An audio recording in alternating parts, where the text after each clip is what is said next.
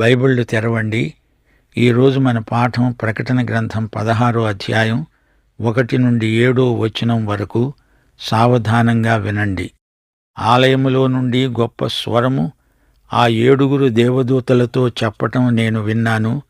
మీరు పోయి దేవుని కోపముతో నిండిన ఆ 7 పాత్రలను భూమి మీద కృమ్మరించండి.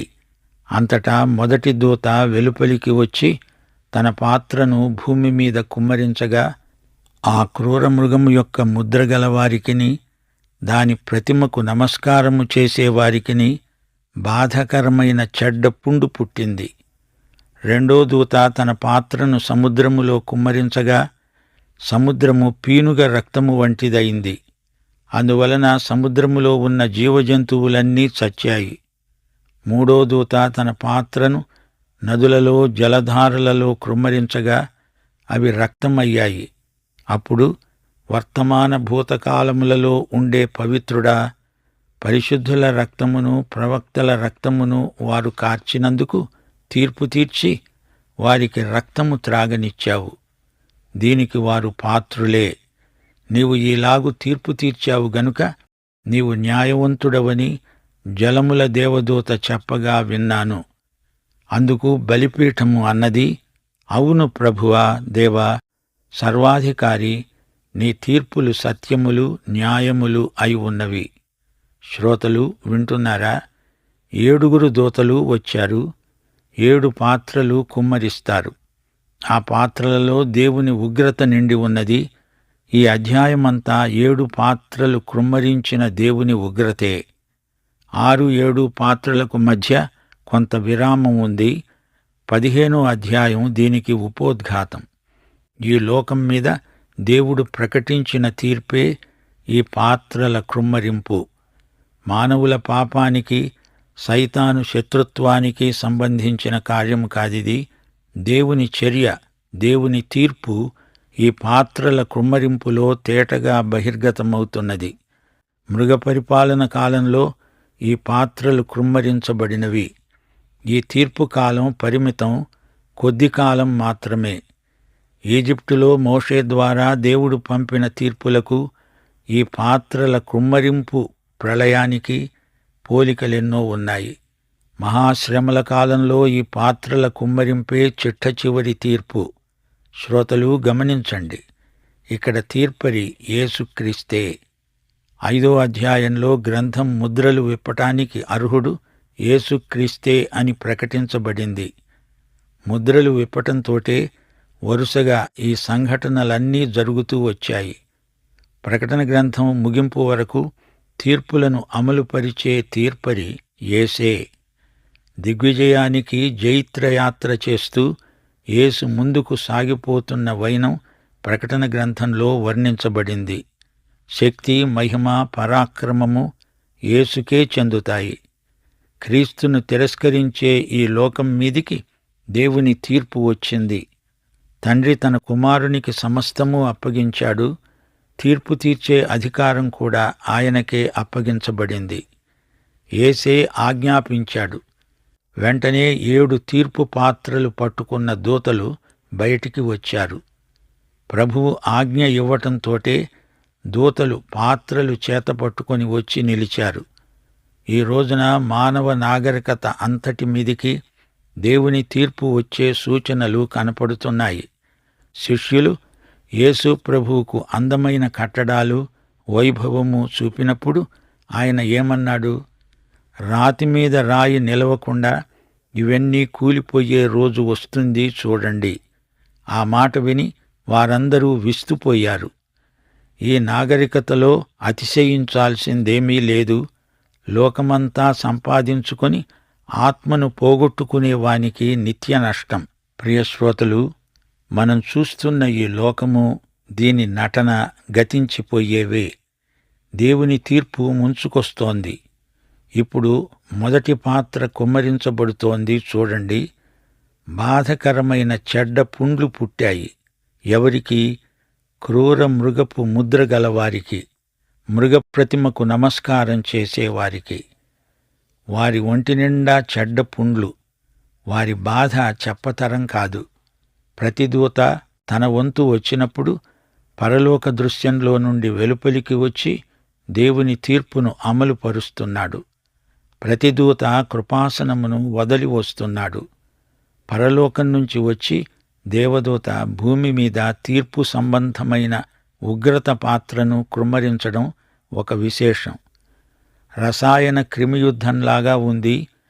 అంత్యక్రీస్తును అనుసరించే వారిపై దేవుని ఉగ్రత కృమ్మరించబడుతోంది. రక్తం జీవాధారం, ప్రాణాధారం. కుష్ఠురోగం కంటే, కొరుకుడు పుండ్ల కంటే బాధకరమైన పుండ్లివి. ఒక రోగానికి వైద్యులు చికిత్సను కనుగొన్నారు అంటే అంతకంటే పెద్ద రోగం మరొకటి పుట్టుకొస్తోంది. మానవుడు నైతికంగా ఎంత భ్రష్టుబట్టిపోయాడో అదంతా దేవుని తీర్పులో కానవస్తుంది. ఈజిప్టు దేశం మీదికి వచ్చిన తెగుళ్లను జ్ఞాపకం చేసుకోండి. ఆ తెగుళ్లలో 6వ తెగులు అచ్చం ఇలాంటిదే. భయంకరమైన పుండ్లు, కురుపులు. నిర్గమకాండం 9వ అధ్యాయం 8 నుండి 12వ వచనం వరకు ఇలాంటి తెగుళ్లే ఇశ్రాయేలీయుల మీదికి రాబోతున్నాయి అని మోషే ప్రవచించాడు. మోషే ప్రవచనం ఇంకా నెరవేరలేదు.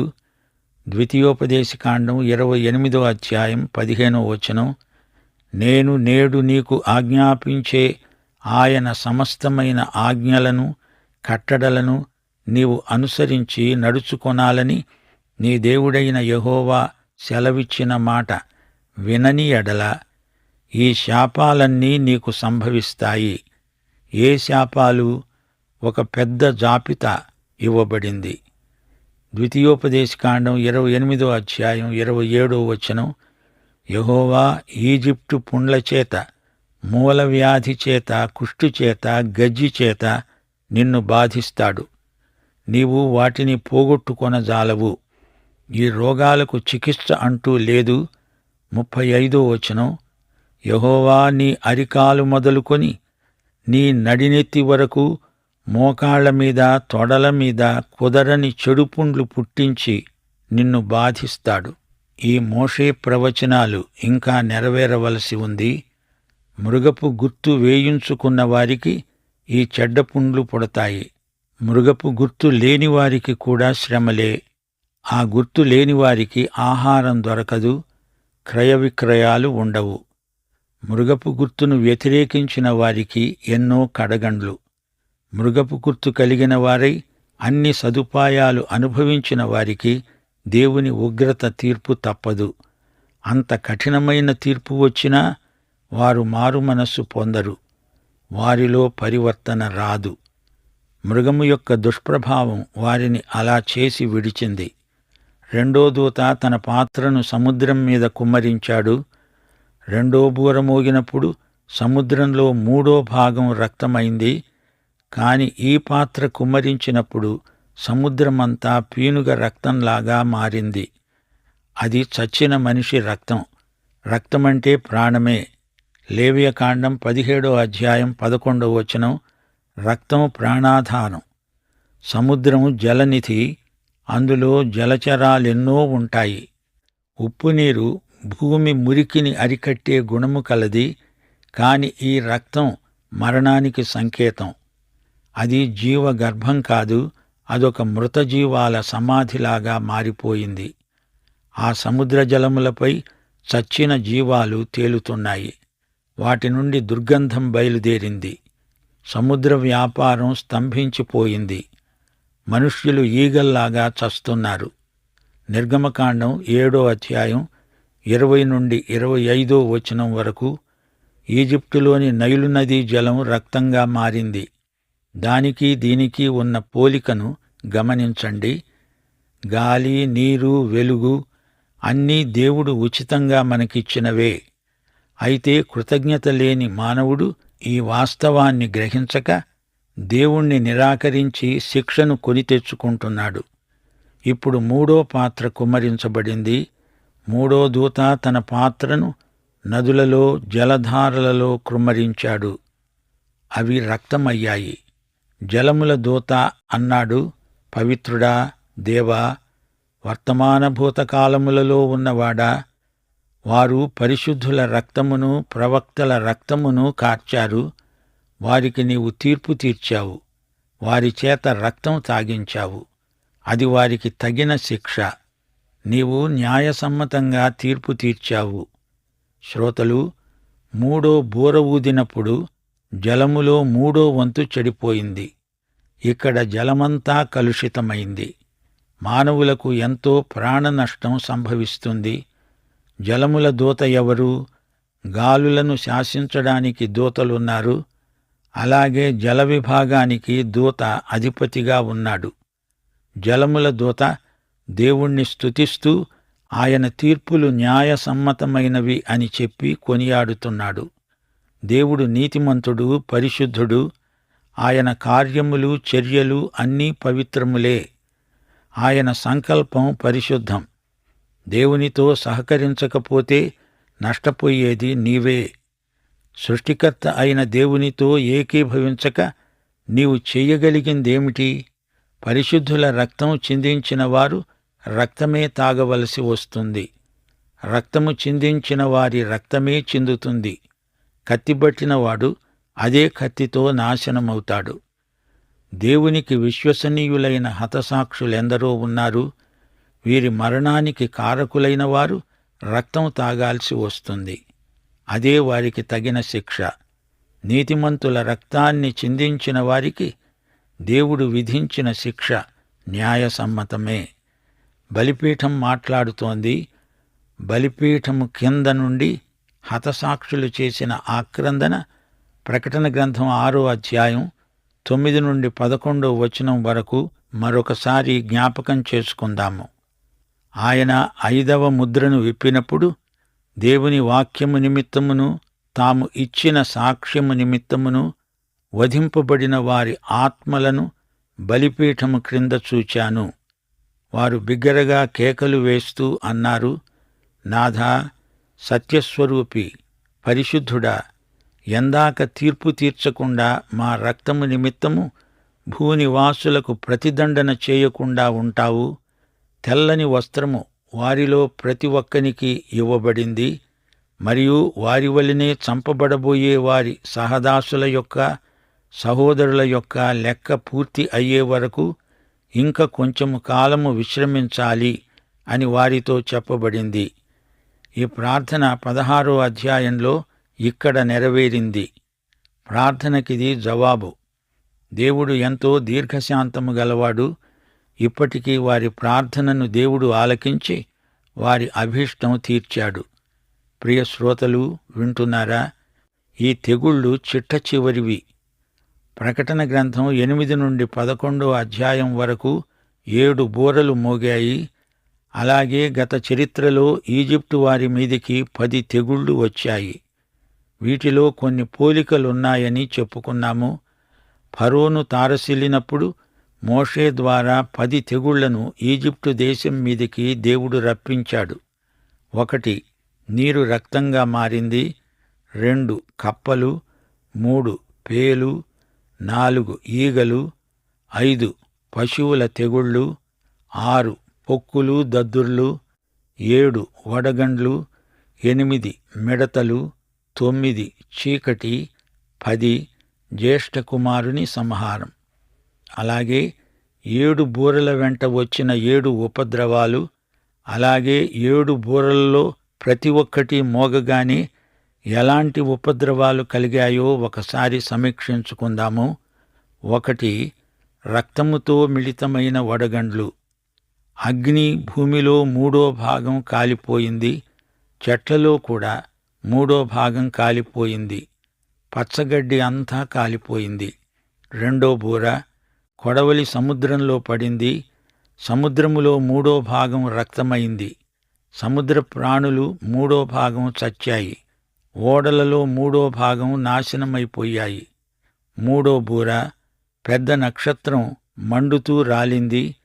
నదులలో 3వ భాగం నీటి బుగ్గలు అంతా చేదు మాచిపత్రి అయిపోయాయి. 4వ బూర సూర్యచంద్ర నక్షత్రాలలో 3వ భాగం చీకటి కమ్మింది. పగటిలో 3వ భాగం సూర్యుడు ప్రకాశించలేదు. రాత్రిలో 3/3 చంద్ర నక్షత్రాలు ప్రకాశించలేదు. 5వ బూర, నక్షత్రం అగాధమును తెరుస్తుంది. అగాధములో నుండి పొగ వస్తుంది. ఆ పొగలో నుండి దయ్యపు బలము గల మిడతలొచ్చాయి. 6వ బూర, యూఫ్రటీసు నది వద్ద బంధింపబడిన 4 దూతలకు విడుదల. తూర్పు నుండి వచ్చిన ఆశ్విక దళం. 7వ బూర, దేవునిదే అంతిమ విజయం, జనముల కోపం. ఇది క్రమం. అయితే ఇప్పుడు 16వ అధ్యాయంలో పాత్రలు 7, వీటిలో నుండి కుమ్మరించబడిన 7 తెగుళ్ళు కూడా అంతకు ముందు వచ్చిన తెగుళ్ల వంటివే కాని ఇవి మరీ తీవ్రమైనవి, ఘోరమైనవి. మొదటి పాత్ర కుమ్మరింపులో జనానికి పుండ్లు లేచాయి. దేవుని మాటలు వినక మొండికెత్తిన వారి గతి ఎంతో ఘోరం. బాధ పెట్టే చెడ్డ పుండ్లు. యోబు కూడా పుండ్లతో బాధపడ్డాడు. యోబు గ్రంథం 2వ అధ్యాయం 7వ వచనం, అపవాది అరికాలు మొదలుకొని నడినెత్తి వరకు బాధగల కురుపులతో యోబును మొత్తాడు. 2వ పాత్ర కుమ్మరించగానే సముద్రపు నీరు రక్తమైపోయింది. చచ్చిన మనిషి రక్తంలాగా ఉంది సముద్రం. 3వ పాత్ర కుమ్మరింపులో నదులు, జలధారలు రక్తంగా మారాయి. ఇక్కడ జలదూత మనకు పరిచయమయ్యాడు. గాలి, సూర్యుడు, వర్షము, జలము, వీటన్నిటిపై ఒక్కొక్క దూత పర్యవేక్షకుడుగా దేవుని చేత నియమించబడడం జరిగింది. దేవుని ఆజ్ఞ మేరకు దేవదూతలు ఆయా పరిచర్యలు నిర్వహిస్తారు. బలిపీఠం మాట్లాడింది అంటే బలిపీఠమును పర్యవేక్షించే దూత మాట్లాడాడు. ప్రియశ్రోతలు, మనం 3వ పాత్ర వరకు వచ్చాము. వచ్చే పాఠంలో 4వ పాత్ర కుమ్మరింపును గురించి వింటాము. ప్రకటన గ్రంథంలో అడుగడుగునా మనకెన్నో పాఠాలు పరిశుద్ధాత్మ నేర్పుతున్నాడు. ప్రకటన గ్రంథంలో మనకు పరమార్థ జ్ఞానం సమృద్ధిగా బోధించబడింది. సంఘములతో ఆత్మ చెబుతున్నది వినడానికి మనకు చెవులు కావాలి. పరిశుద్ధాత్మ స్వరమును విన్న విశ్వాసి సైతాను కుతంత్రాలకు ఎన్నటికీ మోసపోడు. యేసు నడవమన్న బాటలోనే నడుస్తాడు. ఆత్మ విషయాలలో అట్టి విశ్వాసి ఆరోగ్యవంతంగా ఎదుగుతాడు. ఆత్మ పూర్ణులు గల సంఘమే సువార్తను బలంగా ప్రకటించే సంఘం. దేవుని మాట వినాలి. మనుషుల మాట దేవుని మాటకు భిన్నమైనదైతే వినకూడదు. విశ్వసనీయులైన వారికే జీవకిరీటం ప్రాప్తిస్తుంది. పరలోకానికి ఎత్తబడిన సంఘం క్రీస్తు పెండ్లి కుమార్తె. క్రైస్తవులు క్రీస్తుకు ఎంతైనా విశ్వసనీయులు. శరీరానుసారమైన మనస్సు విగ్రహారాధన వైపే మొగ్గుతుంది. నీ ప్రాణం కంటే ఎక్కువగా యేసును ప్రేమించి చూడు. అది నీ విజయ రహస్యమవుతుంది. ప్రియశ్రోతలు, ఆర్మెగద్దోను యుద్ధం రాబోతోంది. యేసుక్రీస్తుకు విరోధంగా అంత్యక్రీస్తు తన మిత్రపక్షాలన్నిటినీ సమకూరుస్తాడు. అది మెగిద్దో కొండ యుద్ధం. అయితే అంతిమ విజయం యేసుక్రీస్తుదే. దేవునికి స్తోత్రం. పాఠం ఇంతటితో సమాప్తం. మన ప్రభు అయిన యేసుక్రీస్తు వారి కృప, తండ్రి అయిన దేవుని ప్రేమ, పరిశుద్ధాత్మ యొక్క అన్యోన్య సహవాసము మనకు సదాకాలము తోడై ఉండునుగాక. ఆమేన్.